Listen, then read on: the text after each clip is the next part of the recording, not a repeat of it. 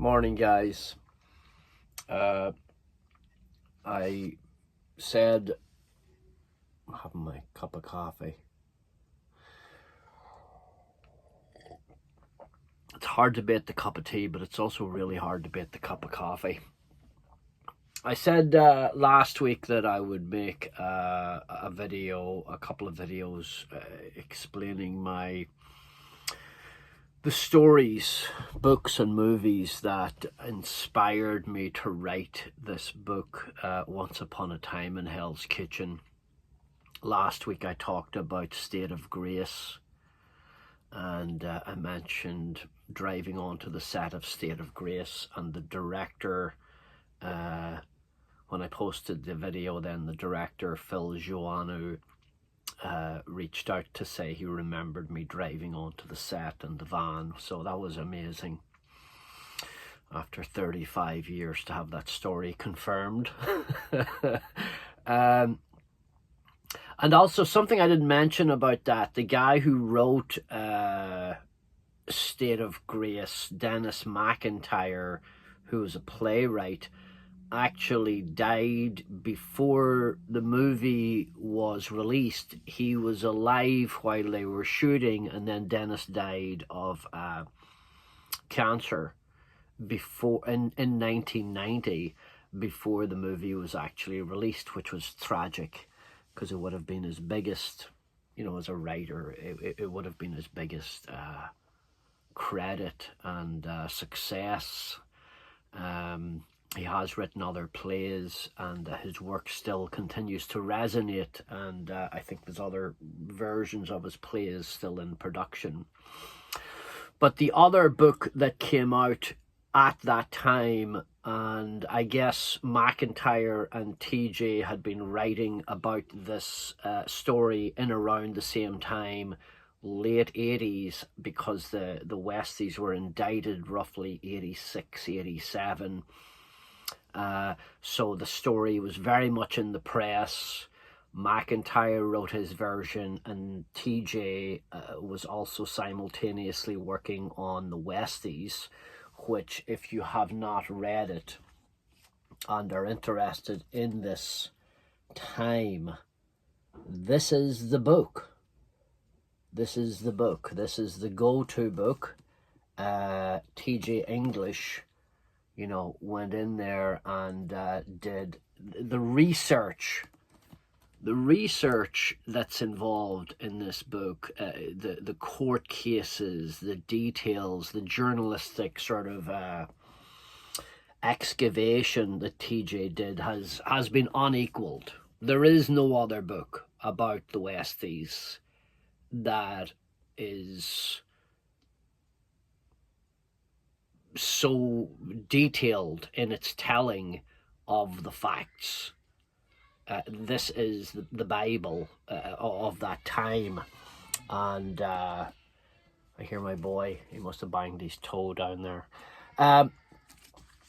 So was this influential for me? Absolutely. I arrived in 88, and I was working in Hell's Kitchen as a construction guy in 88, and I was fascinated with the Westies story, fascinated with Hell's Kitchen, and the energy of that, being Irish, and these guys being Irish American, and really,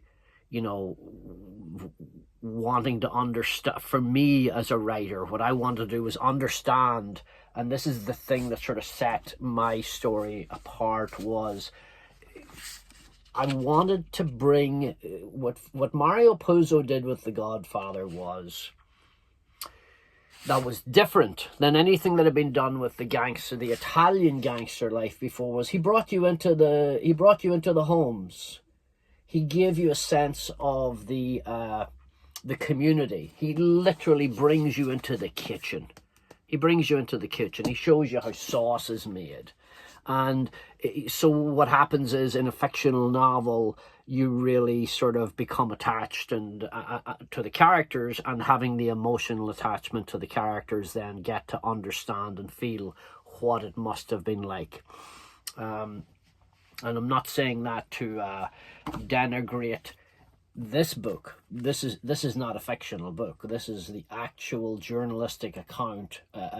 T.J. English actually got close to Mickey Featherstone, who was the Witness Protection Program, and got a lot of inside information from him.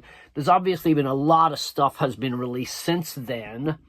One of the most incredible interviews I heard was on a podcast. It was recorded a few years ago by a guy called Billy Beatty.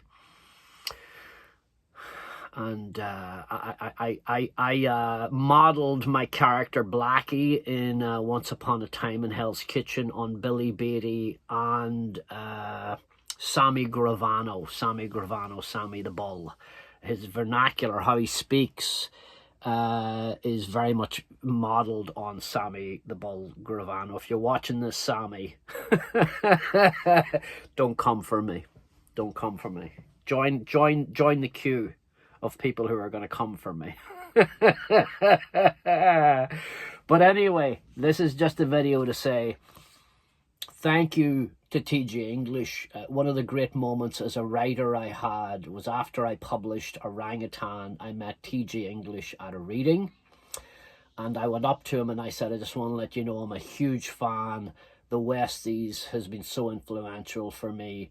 And he said, oh, you're the guy who wrote Orangutan, great book. And that was our first meeting, and it was a really special moment for me. I have great admiration for TJ's work, and yeah, he's if you want to know about Irish mob for the last 100 years in America, read T.J. English. Also, just before I go, here is the Barnes & Noble. They printed, so I have, obviously, this is the Amazon version. It's a flat, matte cover, which I love. But I just got the Barnes & Noble this week, and they do their own print. And it is also phenomenal. They did a shiny cover, and it's incredible, beautiful. But anyway, books available, Amazon, Barnes & Noble. The reviews are incredible across the board. I really appreciate all the support. Thank you. If you're reading the book, you think it's interesting, please tell other people. Put a review up on Amazon or rating, and go buy T.J. English's books. Bye-bye.